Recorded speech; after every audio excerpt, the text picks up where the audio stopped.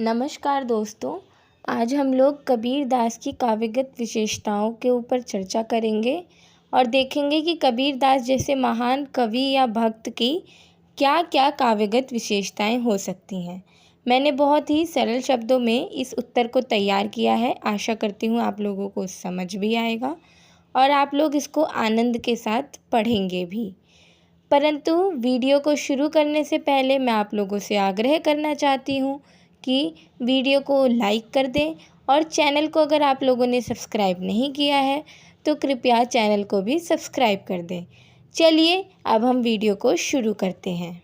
कबीर दास भारतीय संत कवि और संत मत के प्रमुख प्रवर्तक में से एक हैं।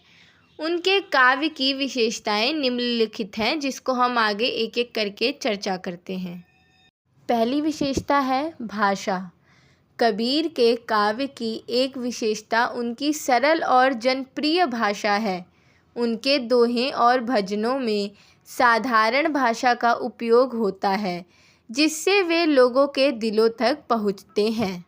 अर्थात जो कबीर दास थे, उनकी जो भाषा थी वो बहुत ही सरल और सहज थी। और आप लोगों को पता होगा कि आलोचकों का ये कहना है कि जो कबीर दास की भाषा है वो सदुक्कड़ी या फिर पंचमेली खिचड़ी भाषा है। अर्थात वो जन की जो भाषा थी वो 5-6 भाषाओं को मिलाकर अपनी रचनाओं को लिखते थे। जैसे हम आम बोलचाल की भाषा है, उस भाषा में वो लिखते थे, जिससे वो लोगों के दिलों तक पहुंचता था, लोगों की भावनाओं तक पहुंचता था। इसलिए आज कबीर दास कहीं ना कहीं अपनी भाषा की वजह से ही इतने लोकप्रिय हो पाए हैं। दूसरी विशेषता है धार्मिक अनुष्ठान। कबीर के काव्य में धार्मिक भावनाएं व्यक्त होती हैं। उन्होंने संत मत के तत्वों को अपनी रचनाओं में समाहित किया और लोगों को भक्ति के माध्यम से ईश्वर की खोज में प्रेरित किया।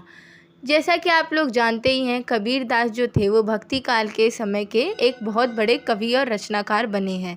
तो ये आम बात है कि उनकी रचना में हमें धार्मिक अनुष्ठान या धार्मिक भावनाएं ज़रूर दिखेंगी। तो इनकी एक काव्यगत विशेषताएं ये भी है कि उनकी रचना में हमें धार्मिक अनुष्ठान दिखता है। उन्होंने निर्गुण जो भगवान है, जो निर्गुण मत है, उसका समर्थन किया है और संतों के एक प्रवर्तक के रूप में उभर कर सामने आए हैं। तीसरी विशेषता है सामाजिक संदेश। कबीर अपने काव्य में समाज के मुद्दों पर भी चर्चा करते हैं। उन्होंने जाति और धर्म के विभेदों का विरोध किया और सभी मनुष्यों को एक समान माना। हम ये जानते हैं कि जो कबीर दास के दोहे हैं उसमें उन्होंने जातिवाद का बहुत ही विरोध किया है। सामाजिक कुरीतियों पे ध्यान देते हुए उनका भी खंडन किया है। जैसे उनके बहुत से दोहे प्रचलित हैं, जैसे जाति के ऊपर है कि जाति पात पूछे नहीं खोए, हरि का भजे सो हरि का होए। ऐसे ही एक सामाजिक कुरीति के ऊपर ये है कि काकर पाथर जोड़ के मस्जिद लियो बनाए, ताचड़ मुल्ला बांग दे क्या बहरा हुआ खुदाए। हम देख सकते हैं कि कबीर दास ने कितने ही अच्छी तरीके से एक आधुनिक सोच, जिसमें मानव को समान रूप से देखा जाता है, इस सोच को बढ़ावा दिया है अपनी रचनाओं के माध्यम से और लोगों को जागरूक किया है। इनकी चौथी विशेषता है दोहे और भजन। कबीर के प्रसिद्ध दोहे और भजन उनकी रचना का महत्वपूर्ण हिस्सा है। इसमें उन्होंने जीवन के तत्वों, संघर्षों और समस्याओं के समाधान के लिए अद्भुत समझाव दिया है। जैसा कि मैंने अभी पिछले पॉइंट में बताया कि इनके जो दोहे हैं वो सामाजिक दोहे हैं, सामाजिक कुरीतियों को उठाते हैं, धार्मिक कुरीतियों को उठाते हैं। तो इस विशेषता में भी वही बात है कि जो उनके दोहे भजन है वो उनकी रचना का बहुत ही महत्वपूर्ण हिस्सा है, क्योंकि उन्होंने कोई गद्य नहीं लिखा है। उस समय दोहे और भजन ही चलते थे, पर उन्होंने अपने दोहे और भजन के माध्यम से ही कितने अनेक सामाजिक मुद्दों को उठाया है और लोगों को जागरूक किया है, उन समस्याओं का समाधान दिया है। इससे पता चलता है कि कबीर दास कितने ही तेजस्वी व्यक्ति हैं। इनकी पांचवी विशेषता है लोकप्रियता। कबीर के काव्य की एक और विशेषता है उनकी व्यापक लोकप्रियता।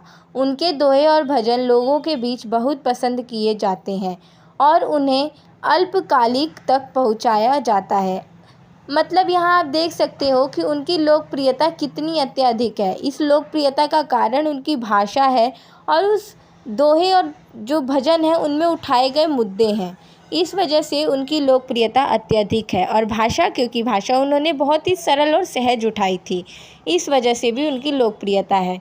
और यहाँ अल्पकालिक शब्द का यह अर्थ है कि वो अपने समय में तो लोकप्रिय थे ही, परंतु आज आधुनिक काल में भी कबीरदास की उतनी ही लोकप्रियता है जितनी कि अतीत के समय में हुआ करती थी। निष्कर्ष देखते हैं। कबीर के काव्य में सरलता, भावनाओं का अभिव्यक्ति, सामाजिक संदेश और भक्ति के भाव इनके महत्वपूर्ण विशेषताओं में से कुछ हैं। इनके काव्य ने समाज को प्रेरित किया और उनके संदेश आज भी लोगों को भावित करते हैं। अर्थात आप यहाँ देख सकते हैं कि निष्कर्ष रूप में हम ये बता रहे हैं कि जो कबीर के काव्य में सरलता है, उनकी जो भावनाओं की अभिव्यक्ति हो रही है, जो वो सामाजिक संदेश दे रहे हैं, धार्मिक संदेश दे रहे हैं अपने रचनाओं के माध्यम से, अपनी कविता के माध्यम से, वो बहुत ही महत्वपूर्ण है। उनकी काव्यगत विशेषताओं में वही सबसे ज़्यादा महत्वपूर्ण है। हमने बहुत ही सरल शब्दों में इनकी कुछ काव्यगत विशेषताओं पर चर्चा कर ली है और मैंने बहुत ही सरल शब्दों का इसमें प्रयोग किया था, जिससे आप बच्चों को कोई कठिनाई ना हो समझने में। तो आशा करती हूँ आप लोगों को ये वीडियो पसंद आई होगी और वीडियो को आप लाइक अवश्य करेंगे, चैनल को सब्सक्राइब अवश्य करेंगे।